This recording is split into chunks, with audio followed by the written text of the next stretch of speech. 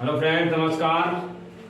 मैं Rohit Mishra, chemistry teacher, आप सभी का अपने channel pro teacher do number 1 things में तहे दिल से स्वागत करता हूं और अपेक्षा करता हूं कि आप सभी स्वस्थ होंगे, अच्छे होंगे और आपकी पढ़ाई अनवरत रूप से एक बेहतरीन तरीके से स्टार्ट होगी और चल रही होगी।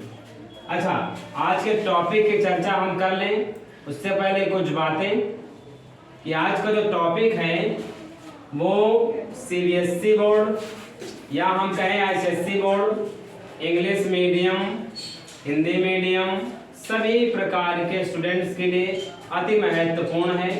इस क्रम में चर्चा को आगे बढ़ाते हुए जो आपका पहला चैप्टर है, हिंदी मीडियम का भी पहला चैप्टर रासायनिक अभिक्रियाएं और समीकरण, इंग्लिश मीडियम का कहें तो केमिकल रिएक्शंस एंड इक्वेशन, पहला चैप्टर ओवरऑल हमने एक ही लेक्चर में खत्म करने का पूरा प्रयास यहाँ पे किया है और आज उसको खत्म करेंगे विथ अंडरस्टैंडिंग, आपको समझाते हुए। ठीक है ना। हमारा मकसद केवल और केवल केमिस्ट्री के हर एक बेसिक कॉन्सेप्ट से आपको रूबरू कराना है। ठीक है ना। और हर चीज आपको बिल्कुल कॉन्सेप्चुअली याद हो जाए उसके बारे में बताना है। इस क्रम में चर्चा को स्टार्ट करते हुए चैप्टर के बारे में अगर आपको हम बताएं तो पहला जो चैप्टर है आपका वो केमिकल रिएक्शंस एंड इक्वेशंस नाम है चैप्टर का।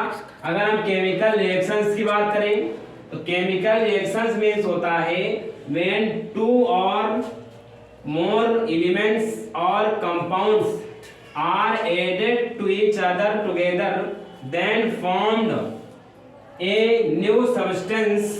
This is called chemical reaction.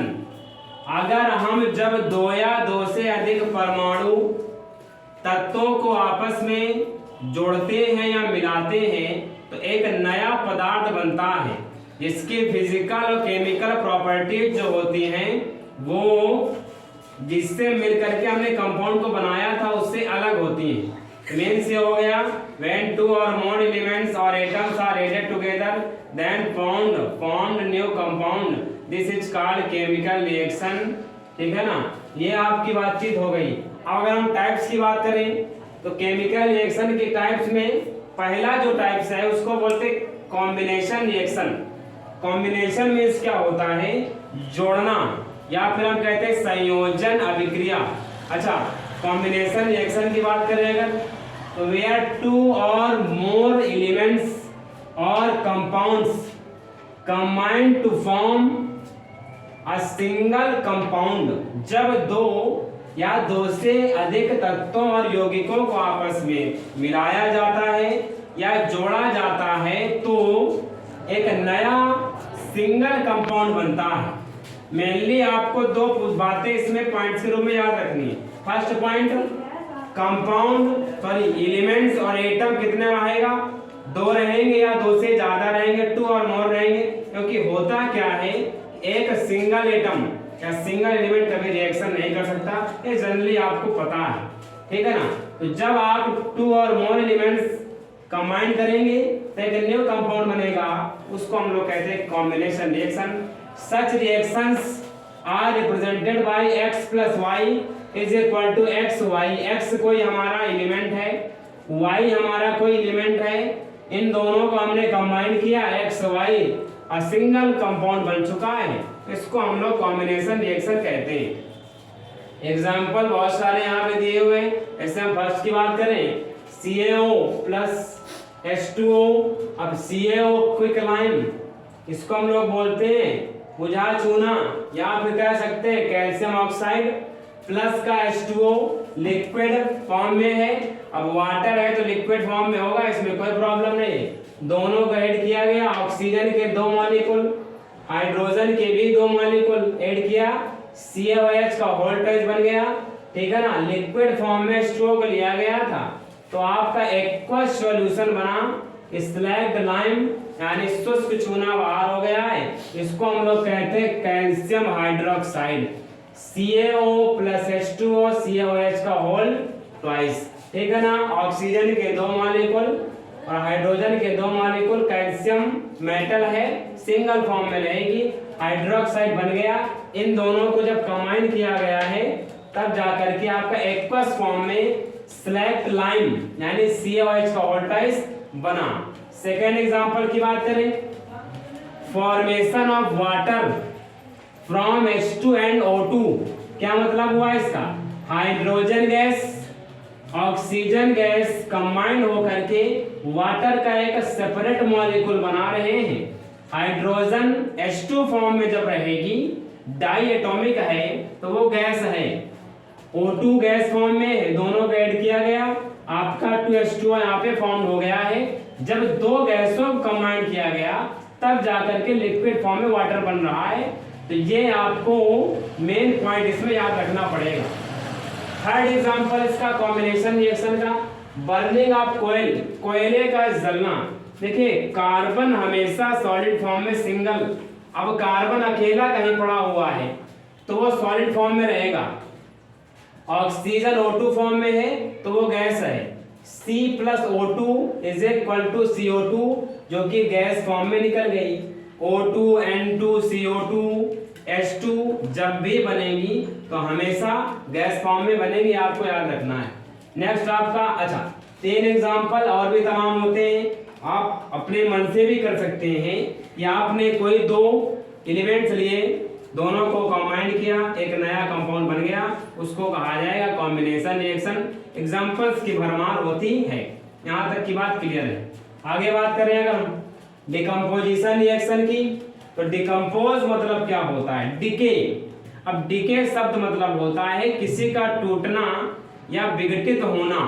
यहाँ पे एक बड़ा सा कंपाउंड आपको दिया गया और आपने क्या किया, उस बड़े से कंपाउंड को छोटे छोटे सिंपल सबस्टेंसेस में डिवाइड कर दिया है।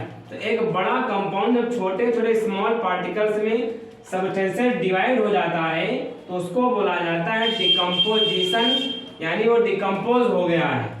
तो यहाँ पे प्रोसेस क्या होगा?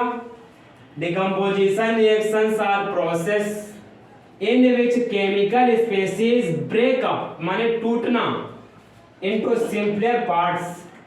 डिकम्पोजिशन रिएक्शन की पहचान इस तरह होती है कि एक बड़ा कंपाउंड कोई केमिकल स्पीशीज होगा, कोई केमिकल कंपाउंड होगा, छोटे छोटे सिंपल कंपाउंड्स में वो क्या पार्ट्स में डिवाइड हो जाएगा, जो कि इस तरह यहाँ पे बताया गया है। फर्स्ट आपका क्या लिखा है एग्जांपल के रूप में? बात करें 2FeSO4, FeSO4 ferrous sulphate compound जो कि सॉलिड फॉर्म में है। इसको हमने क्या किया, कुछ टेम्परेचर का यूज करके इसको हीट किया। जब हीट कर रहे हैं, जाहिर सी बात है, जब कंपाउंड हीट होता है तो गर्म हुआ, इसका मतलब क्या हुआ? हीट को एब्जॉर्ब कर रहा है। अब हीट एब्जॉर्ब कर रहा है, जाहिर सी बात है वो क्या हो जाएगा? टूटना शुरू हो जाएगा। 2FeSO4 सॉलिड फॉर्म में लिया था, हीट इसमें क्या की गई? प्रवाहित की गई, सप्लाई की गई, इसने एब्जॉर्ब करना शुरू किया। तो Fe2O3 compound, first compound plus का SO2, सल्फर डाइऑक्साइड प्लस का SO3, सल्फर ट्राइऑक्साइड यहाँ पे बना। ये आपके 3 कंपाउंड ब्रेक करके बन रहे हैं। रिएक्शन बैलेंस कैसे किया जाएगा? तो 2Fe लिखा हुआ है तो आपके दिमाग में तुरंत आना चाहिए कि जब आप प्रोडक्ट के रूप में कोई कंपाउंड बनाएंगे तो वहां भी जो Fe का जो अमाउंट है वो कितना होना चाहिए? 2 होना चाहिए। तो Fe2O3 प्लस SO2 प्लस का SO3, सल्फर के 2 मॉलिक्यूल 2Fe, 4 2 8, ऑक्सीजन के 8 एटम्स, यहाँ पे 3 2 और ये कितने हो गए? 8 ऑक्सीजन के एटम्स यहाँ पर। मींस रिएक्शन का बैलेंस होना बहुत जरूरी है। मेरी बात आप सभी लोग ध्यान दें बच्चों कि रिएक्शन का बैलेंस होना बहुत जरूरी है। अगर आप केमिकल रिएक्शन करा रहे हैं, कोई केमिकल रिएक्शन आप लिखी हुई है, तो अगर वो रिएक्शन बैलेंस नहीं है, हाइड्रोजन नाइट्रोजन सोडियम ऑक्सीजन कोई मॉलिक्यूल इधर उधर डिस्टर्ब है एटम, इसका तो आपकी रिएक्शन वो कट कर दी जाएगी, एग्जामिनर भी तुरंत उसको कट कर देगा। रिएक्शन का बैलेंस होना बहुत जरूरी है, ये बात अपने दिमाग में बैठा लीजिए और प्रैक्टिस से ही ये संभव है, ठीक है ना। नेक्स्ट बात करें, एक एग्जांपल और यहाँ पे देना चाहूंगा। कैल्शियम कार्बोनेट डिकम्पोज हुआ, इसको हीट किया हमने, गर्म किया सॉलिड फॉर्म में, इसको क्या बोलते हैं? लाइमस्टोन। लाइमस्टोन इसका जनरल नेम होता है। कैल्शियम कार्बोनेट इसका केमिकल नेम होता है। इसको गर्म किया, ये छोटे छोटे कंपाउंड में टूटना शुरू, CO क्विकलाइन प्लस का CO2, एक बड़े कंपाउंड ने दो छोटे छोटे कंपाउंड बना लिए, यानी क्विकलाइन बना प्लस का CO2 गैस फॉर्म में बाहर हो गई है। सेकंड थर्ड आपका, जैसे मान लीजिए 2PbNO3 का वोल्टेज, अच्छा इसका नेम क्या होता है? Pb मीन्स होता है आपका लेड, NO3 मीन्स होता है नाइट्रेट, होल ट्वाइस में होगा, क्योंकि लेड की जो वैलेंसी होती है वो 2 होती है। कभी भी लेड अगर आपको दिख जाएगा और हाइड्रोक्साइड उसने बनाया होगा, नाइट्रेट बनाया होगा, तो हमेशा 2 फॉर्म में आएगा, PbNO3 का होल ट्वाइस, PbCl2, PbOH का होल ट्वाइस, PbSO4 का होल ट्वाइस। तो यहाँ पे क्या लिखा है? 2PbNO3 का होल ट्वाइस। नेम क्या होगा इसका? Lead nitrate. इसको आपने गर्म किया, 2PbO प्लस का 4NO2, कितने मॉलिक्यूल लिए थे नाइट्रोजन के? 2 मॉलिक्यूल, होल ट्वाइस वाले 2, 2 2 जा कितना होता? 4, तो 2PbO लेड ऑक्साइड प्लस का 4NO2 nitrogen dioxide gas form में ऊपर निकल गई, बाहर हो गई, प्लस का O2 ये भी क्या हो गई? गैस फॉर्म में इवॉल्व हो गए हैं, बाहर निकल गई। तो यहाँ पे ये कंपाउंड निकल गए। नेक्स्ट आपका 2AgCl, Ag means silver, Cl means chloride, इसको क्या बोलते हैं हम लोग? सिल्वर क्लोराइड कहा जाएगा। अब इसमें हीट का मतलब ये नहीं होता है कि पार्टिकुलर आप उसको बर्न नहीं कर रहे हो, हीट का मतलब सनलाइट भी होता है, यानी सनलाइट की भी थोड़ी सी अगर हीट आप क्या करेंगे, ले लेंगे, तो रिएक्शन यहाँ पे क्या हो जाएगी? आपकी कंप्लीट हो जाएगी, रिएक्शन हो जाएगी आराम से। तो 2AgCl silver chloride with presence of sunlight, ये ब्रेक होगा, 2Ag अलग हो गया, Cl2 गैस फॉर्म में बाहर हो गई। 4 जो एग्जांपल्स थे वो डिकम्पोजिशन के, 3 एग्जांपल्स हमने कॉम्बिनेशन के यहाँ पे रखे हुए हैं। एग्जांपल्स आपको ज्यादा से ज्यादा समझना है, डेफिनेशन तो आप बना सकते हैं, कोई प्रॉब्लम नहीं है। नेक्स्ट आपका थर्ड क्या है? Displacement reaction. डिस्प्लेसमेंट मतलब क्या हो? सपोज एग्जांपल देना चाहूंगा, इसे मान लीजिए एक सीट में 2 बच्चे बैठे हुए हैं, अब उनमें से मैंने एक को सेकंड सीट से हटाकर फर्स्ट में कर दिया, उस सेकंड सीट पर जहां से हमने उस स्टूडेंट को हटाया था वहां पे किसी तीसरे स्टूडेंट को लाके बैठा दिया। इसका मतलब क्या हुआ? उसकी जगह बदली, लेकिन जिस जगह से उसको हटाया गया था उस जगह पे कोई दूसरा स्टूडेंट बैठ गया, जगह खाली नहीं है। इसका मतलब किसी ने उसको हटा दिया, डिस्प्लेस्ड कर दिया, उसको बोलेंगे आप डिस्प्लेसमेंट रिएक्शन। एक एटम के द्वारा दूसरे एटम को हटा दिया जाता है, उस एटम की जगह कोई दूसरा एटम ले लेता है, इसका मतलब रिप्लेसमेंट हो गया, डिस्प्लेसमेंट हो गया। उस रिएक्शन को कहा जाएगा डिस्प्लेसमेंट रिएक्शन। कैसे डिफाइन करेंगे जरा समझे। A displacement reaction is the one where is the atom or set of atoms. यहाँ पे जरा एक बात नोट करिए, atom or set of atoms क्यों कह रहे हैं? एक एटम हो सकता है, या तो एक एटम हटाया जाएगा, या कई एटम्स कंबाइन होंगे आपस में, 2 या 2 से ज्यादा। तो where in the atom or set of atoms is displaced by another atom. यहाँ पे पॉइंट को नोट करने लायक है, एक एटम को दूसरे एटम के द्वारा हटा दिया जाता है इन अ मॉलिक्यूल। एक अणु में एक मॉलिक्यूल है, मॉलिक्यूल कब बनता है? जब कई एटम जुड़ते हैं, उस मॉलिक्यूल में से एक एटम को दूसरे एटम ने हटाया और कोई दूसरा उसकी जगह पे आ गया, इसका मतलब उसको डिस्प्लेस्ड कर दिया गया है, उसको क्या कहते हैं? डिस्प्लेसमेंट रिएक्शन डिफाइन कर सकते हैं, कोई प्रॉब्लम नहीं है। अच्छा जरा एग्जांपल्स के बारे में बात करें। Fe आयरन एक प्रकार के मेटल प्लस का CuSO4 एक्वस फॉर्म में है, ध्यान रखिएगा। कॉपर सल्फेट जो ले रहे हैं रिएक्शन में आप, वो कॉपर सल्फेट एक्वस फॉर्म में है। देखो मेरी बात समझो, रिएक्शन के नीचे S लिखा हो स्मॉल फॉर्म में छोटा सा, तो इसको बोलेंगे क्या? सॉलिड। स्मॉल फॉर्म में L लिखा हो तो उसको क्या बोलेंगे? लिक्विड। स्मॉल फॉर्म में G लिखा हो उसको क्या बोलेंगे?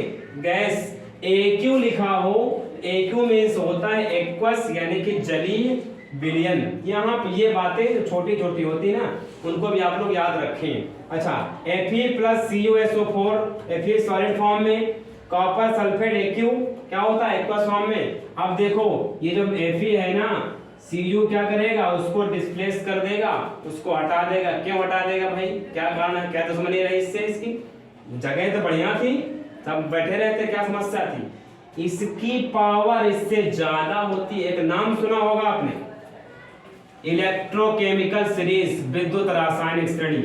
उस विद्युत रासायनिक श्रेणी में जो तत्व जितना ऊपर उसकी रासायनिक शक्ति उतनी ज्यादा होती है, उसकी रिएक्टिविटी उतनी ज्यादा होती है, वो तत्व अपने नीचे वाले को हटा के फेंक देना, हटे यहाँ से, हाँ।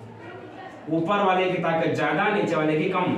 इलेक्ट्रोकेमिकल सीरीज भी आपको मैं आगे पढ़ाऊंगा, ठीक है ना। तो कॉपर की रिएक्टिविटी ज्यादा होती है, कॉपर क्या करता है, Fe की जगह पे आ जाता है और खुद जा करके कॉपर Fe की जगह, जहां पे कॉपर था वहां पे Fe आ जाता है, तो FeSO4 कंपाउंड बना, फेरस सल्फेट प्लस का कॉपर। इलेक्ट्रोकेमिकल सीरीज भी इसमें अप्लाई हो रही है।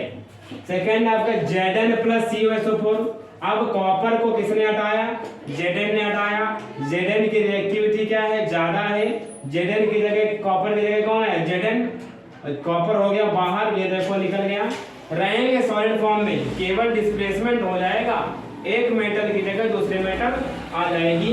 जिंक सल्फेट बाहर बन गया एक्वस फॉर्म में और कॉपर सॉलिड फॉर्म में निकल गई। नेक्स्ट आपका Pb प्लस का CuCl2। Pb क्या है, लेड है। Cu क्या है आपका, क्यूप्रस क्लोराइड बोलते हैं इसको। Pb क्या करेगी, Cu की जगह आएगी, Cu क्या हो जाएगी बाहर, तो PbCl2 इसको बोलेंगे लेड क्लोराइड। याद करो जरा, हमने क्या कहा था, Pb डाइवैलेंट होता है, द्विसंयोजी होता है, अपने बगल वाले निकबोर एटम से हमेशा 2 बार जुड़ता है। तो लेड की संयोजकता कितनी होती है, 2 होती है। तो PbCl2 प्लस का कॉपर यहाँ पे क्या हो गई, इसका मतलब लेड ने कॉपर को क्या कर दिया, हटा दिया, उसका डिस्प्लेसमेंट कर दिया। नेक्स्ट आपका Na2SO4। Na2SO4 का नाम क्या होता है, सोडियम सल्फेट एक्वस फॉर्म में, प्लस का BaCl2, Na पर प्लस का चार्ज, Cl पर माइनस का चार्ज मेरे बच्चों, और Ba पर प्लस का चार्ज, और SO4 पर जाहिर सी बातचीत है, यहाँ पे प्लस वाला माइनस वाले को छोड़ेगा नहीं, दोनों में लड़ाई झगड़ा चालू। अब कहें चला निपट लेते हैं, निपटेंगे, कैसे निपटेंगे, 2Na 2Cl 2NaCl बाहर देखो भाई, Na पर प्लस का चार्ज, Cl पर माइनस का चार्ज। Na क्या कहता है, हम तो अच्छा ही सोचेंगे, हम इलेक्ट्रो पॉजिटिव हैं।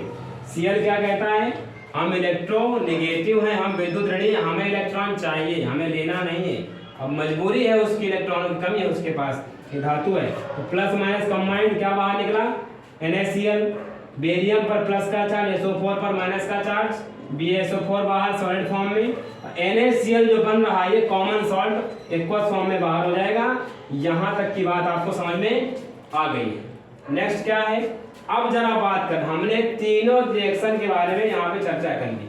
पहला कॉम्बिनेशन रिएक्शन, सेकेंड आपका डिकम्पोजिशन रिएक्शन, थर्ड आपका डिस्प्लेसमेंट, क्या बोला मैंने, कॉम्बिनेशन डिकम्पोजिशन, तीसरा है डिस्प्लेसमेंट, चौथा जो हम पढ़ाने जा रहे हैं ऑक्सीडेशन एंड रिडक्शन। ऑक्सीडेशन में समझेंगे added of a oxygen in a chemical reaction. जब किसी भी केमिकल रिएक्शन में, रासायनिक अभिक्रिया में ऑक्सीजन जुड़ता है उसको कहा जाता है ऑक्सीडेशन, ऑक्सीकरण कहा जाएगा। जब किसी रासायनिक अभिक्रिया में, केमिकल रिएक्शन में एडिंग ऑफ हाइड्रोजन क्या जुड़ता है, हाइड्रोजन जुड़ता है, उसको कहा जाता है रिडक्शन। अगर ऑक्सीजन का योग हो रहा है उसको ऑक्सीकरण कहेंगे, ऑक्सीडेशन कहेंगे। हाइड्रोजन जुड़ रहा है तो उसको रिडक्शन कहेंगे। जरा समझें, एज एग्जांपल 2Cu प्लस का O2, copper plus oxygen gas को आपस में हीट किया गया, गर्म किया गया। तो जो दोनों को जब गर्म किया बच्चा, तो यहाँ पे 2Cu plus O2, 2Cu compound क्या हो गया, बना। दूसरी रिएक्शन में इसमें ऑक्सीजन जुड़ा तो ऑक्सीडेशन, CO बन गया। इसमें हाइड्रोजन जुड़ा तो क्या हो रहा है, रिडक्शन, CuO प्लस का H2, Cu प्लस H2O।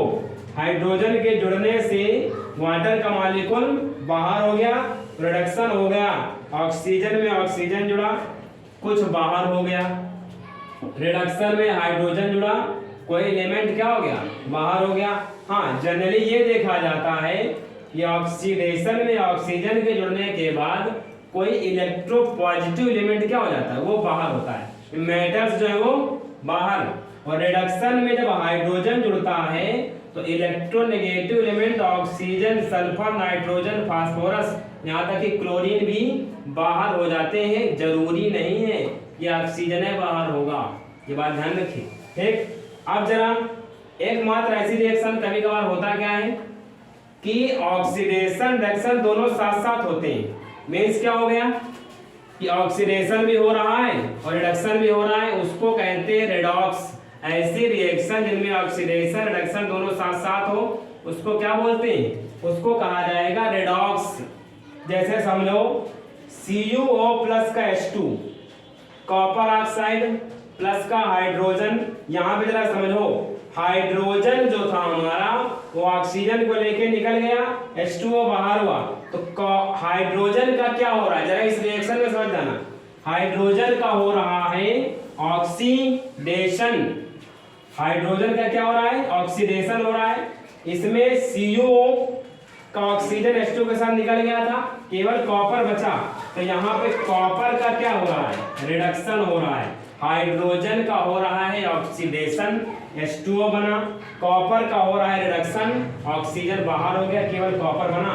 ये बात ध्यान रखना है आप लोगों को। फिर इसके बाद एक रिएक्शन और दी गई है ZnO प्लस का C। इसमें ऑक्सीजन क्या था, Zn के साथ था, अब कार्बन के साथ बाहर हो गया, ठीक है, जिंक धातु अलग हो गए, तो Zn का क्या हो रहा है, ZnO का हो रहा है आपका रिडक्शन, और कार्बन का हो रहा है ऑक्सीडेशन, कार्बन ने बना लिया CO। ये आपका टॉपिक आज का हो गया समाप्त। हमने क्या क्या पढ़ाया है जरा समझो फिर से।